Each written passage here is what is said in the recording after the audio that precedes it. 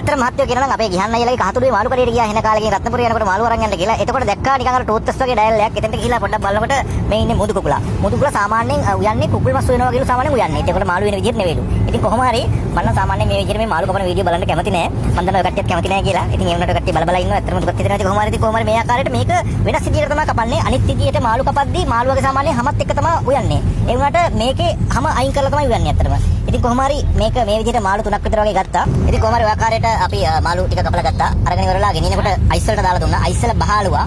අපේ කේස් එකක් ගියා. මෙතනදී මගේ අලුතෙන් ගත්ත ෂර්ට් එකට තනිකර එක එක වහිලා ඉවර වෙලා දැන් එතනම ෂර්ට් එකක් තෝදලා ෂර්ට් එක මාරු කරගත්තා.